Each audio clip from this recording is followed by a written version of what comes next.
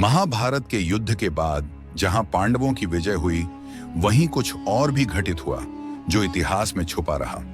एक ऐसा बदला जो क्रोध और द्वेष में लुप्त हो गया और जिसने अश्वत्थामा को शापित कर दिया। यह कहानी है अश्वत्थामा और सर्पों की सेना की। युद्ध समाप्त होने के बाद अश्वत्थामा, जो द्रोणाचार्य के पुत्र थे, अपने पिता की मृत्यु का बदला लेने के लिए पागल हो गए थे। उन्हें पांडवों की विजय सहन नहीं हो रही थी और उनके मन में केवल एक बात थी, प्रतिशोध। अश्वत्थामा ने ब्रह्मास्त्र का प्रयोग करने का निर्णय लिया, एक ऐसा अस्त्र जो न केवल अत्यंत शक्तिशाली था बल्कि पूरी तरह से विनाशकारी भी था। पांडवों का अंत। लेकिन यह अस्त्र अपनी पूर्ण शक्ति के साथ केवल विध्वंस ही नहीं, अपितु एक त्रासदी का संकेत बन गया। अश्वत्थामा ने अपनी दृढ़ता और शक्ति को बढ़ाने के लिए नागों की सेना को नियंत्रित करने का प्रयास किया। वह नागों के राजा तक्षक से संपर्क करता है और अपनी शक्ति को बढ़ाने का प्रयास करता है।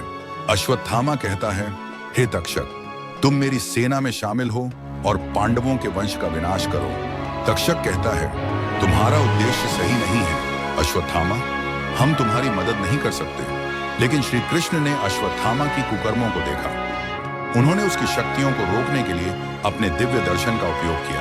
कृष्ण जी कहते हैं, अश्वत्थामा, तुम जिस राह पर चल रहे हो वह तुम्हारी स्वयं की नष्टि का कारण बनेगी।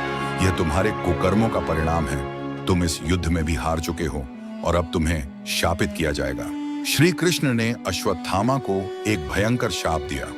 उन्होंने कहा, तुम सदैव रोग से पीड़ित कल युग के अंत तक भटकते रहोगे। तुम्हारा जीवन शांति और आराम से दूर होगा। तुम मृत्यु मांगोगे पर मृत्यु नहीं मिलेगी। तुम्हारे कर्मों का परिणाम तुम हर दिन भुगतोगे। महाभारत की इस अनकही कहानी से हमें यह शिक्षा मिलती है कि हमेशा धर्म का पालन करें और क्रोध के स्थान पर विवेक का मार्ग